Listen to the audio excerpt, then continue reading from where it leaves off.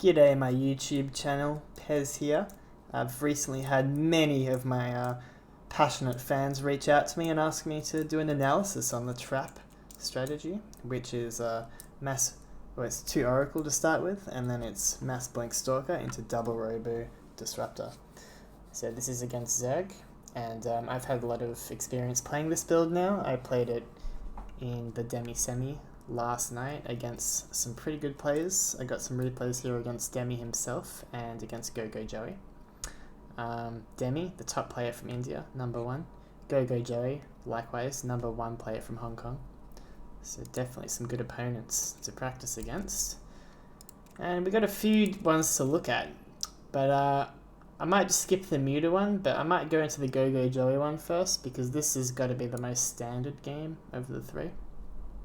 So we can kind of get a sense for how the build plays out, what you should be looking for. And yeah.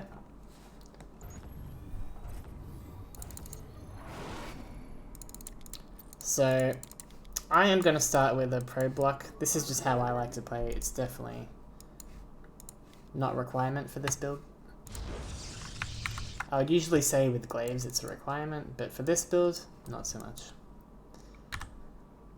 And first thing I want to start with is how Trap uses his gateway units and how he scouts, because this has been a big adjustment in the PvZ meta lately.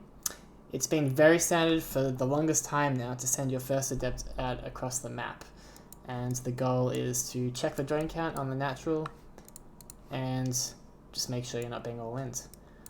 But here's the thing, is that Ling Floods will run around your first adept and they can cause a lot of damage. And if you leave your first adept at home, they do much less. So in a sense, leaving the adept at home is actually the safer option of the 2. And I'm going to show you how to do that. It's pretty simple. You rally your adept backwards, and then you shade it out so the overlord's watching your shade. Let's see if he's actually watching it. No, he's not, but he is watching it, okay. So he sees the shade, and then you cancel the shade, right? And you just patrol it here. So if he's running lings around here now, you're going to get in. You're going to kill them before they get up your ramp, really. Second unit Stalker, you can just rally it to deny overlords, and use your adept to plug the wall once it's out. Another thing I want to mention that Trap does is that he doesn't delay warp gate, right? So you start with your warp gate and your adept, crane your adept, and then you get your stargate. Now this is going to delay your stargate, but it's worth it in my opinion, because the Zerg player is really unaware of what you're doing. You could be playing glaives, you could be playing a robo all-in, and that's going to force them to either go overlord speed, which is not great against stargate openers, or sack an overlord. And if they sack an overlord, they're most likely going to get the scouting attack. But the good thing is that you will kill an overlord. So I think it's worth getting warp gate just because you kill the overlord. Right? So you'll see this game, he's just going to go straight in with his overlords. He's going to scout the tech, but I will get a kill on it. And yeah, so far this game, it's just been very standard. We're just getting our pylons. We're going to start with double Oracle. And yeah, we'll have a look at what we're going to do with our Oracles, because this is the next important step. So first thing you'll be doing is taking a third while harassing with the Oracle. So try to find as many drones as you can and then get out of there. Next thing you'll be doing, you'll be rallying, on most maps, you'll be rallying your Oracle to a pillar to check for an overlord. So your second Oracle goes to a pillar, and then you'll clean it up with your Stalker. It's actually really important, because you can't have an overlord sitting here all game. Like, if it just sits here all game, it's going to have intel on your probe count, on your third, on when you're taking your gases. Like, it's not good. You really need to kill it. And we're not getting a Phoenix or a Void Ray with this build, so it's very important to do this. So once you've done that, you can either... Well, I like to join my Oracles up, or you can keep it at your third if you're scared of Lings coming. Alright, so next stage we're going to do is we're going to be looking for all-ins with our Oracle, and looking for damage. So you'll notice I've scouted his third now. I've scouted his taking gases, so I know he's not going to all-in me. Fortunately, hello. Fortunately, I have a replay coming up where we're going to see an all-in. So I'll show you how to hold it. Even though I do lose that game in the end, you can hold it. I think you'll just be slightly behind. Yep. So we're just going to continue doing trying to get our oracle damage, but while we do all this. So once we take the third, we take both of our gases. We take our Twilight and our Forge. And then we add gates when we can. So I like to go up to 4 gates and then up to 6 gates, and then take my gases at my third, and then 2 more gates at my third to wall off. So go up to 6 gates and chrono probes. You don't really need to chrono your blink. As long as you're scouting with your oracles and you're seeing he's draining, you should be chronoing probes. You shouldn't really be chronoing blink or upgrades. So yep, continue the game. This stuff is fancy, you don't need to do it.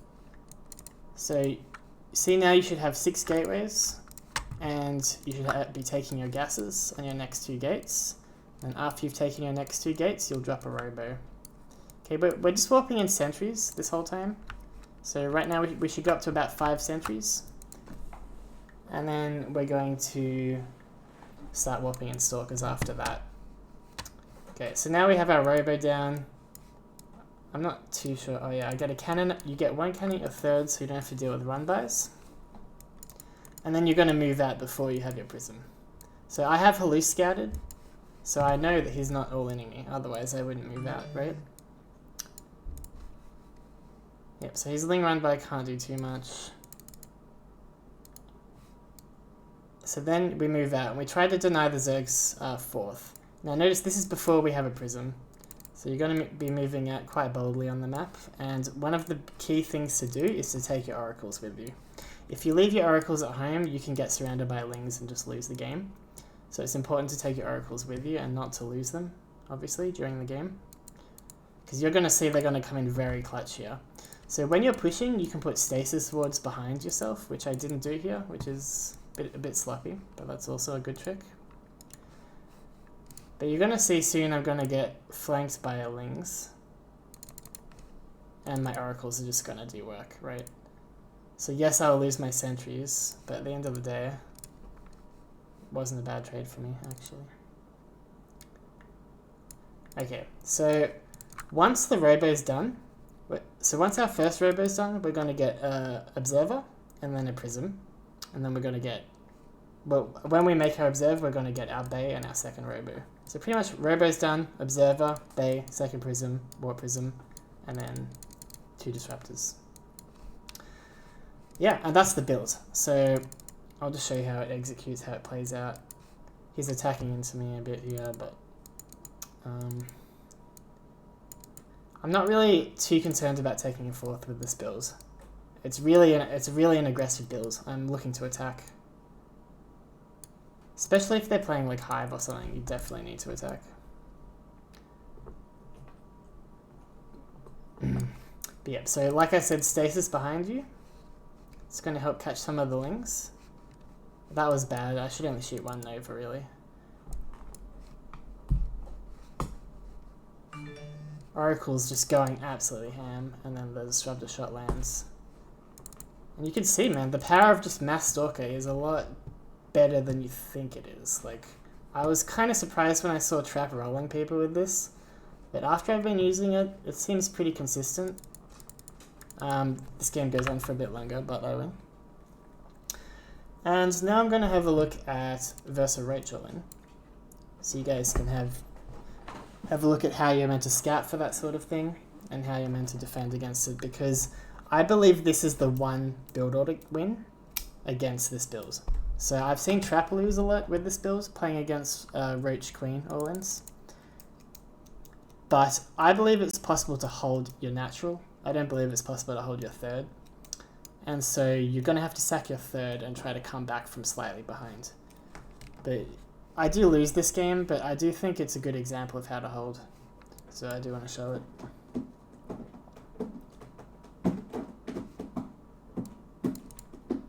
So got our Stargate. Same build as last game, pretty much. And we're going to have a look at our Oracle scouting once our second Oracle comes out. So we used our second Oracle to clear the Overlord, like I said, with my Stalker. And then the Oracles are going to go out looking on the map for all-ins and damage.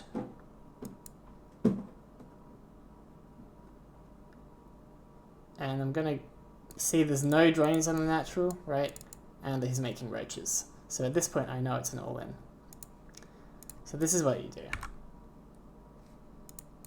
So I've cancelled my blink. Wait, have I cancelled it? I think I cancelled my upgrades, maybe not. Get a Dark Shrine straight away, because these builds have no lair. Right? So if he has no lair, obviously Dark Shrine's going to help you hold. You can get your blink and stuff, add your gateways, and you have a forge. So that's the cool thing, is that you can add shield batteries and you can also add cannons. Now, an issue with this build is that you don't really have much production, right? Like, I'm on 2-gate production, no robo, I'm not making anything from my Stargate, my gates aren't ready yet. So the fact that you have a forge, you should definitely make a cannon. So I make a cannon here for some extra damage against lings and whatnot. So you just try to use your oracles to pick stuff off and stay away from the queens. The third's gonna go down pretty much. But yeah, at the end of the day, he was not on the highest drone count. 39 drones, and I'm on 50. So he does kill my third, but he has no lair. And yeah, Demi plays this out really well, because he kills my third and then he goes home. But you can imagine against Zergs, a lot of Zerg players who do this, they'll just try to kill you. And if he tries to attack into this, and I have 2 shield batteries, I have an overcharge, I have a cannon, I have multiple force fields, and I have 6 gates of Stalker weapons and oracles and DTs, like, it's not going to happen. You're not going to break me. So yeah, Demi, he drones up and gets a lair. But, you know, maybe I could have probably sent, I probably should have sent these DTs across the map, but it looks like he has scores ready anyway. But yeah, so at this point you can just retake your third and try to get back into the game. So obviously I'm not saying this is like a great situation for me. Obviously it's a bad situation. But I'm just illustrating that you can hold these kind of pushes with this build, and that if you're against players who are better, then you'll probably win the game anyway. Because this game goes on for a lot longer and it was a pretty close game. So, is there anything else about this build? Not really. I mean, that's pretty much all there is to it. So I hope you guys found some value and enjoy the video.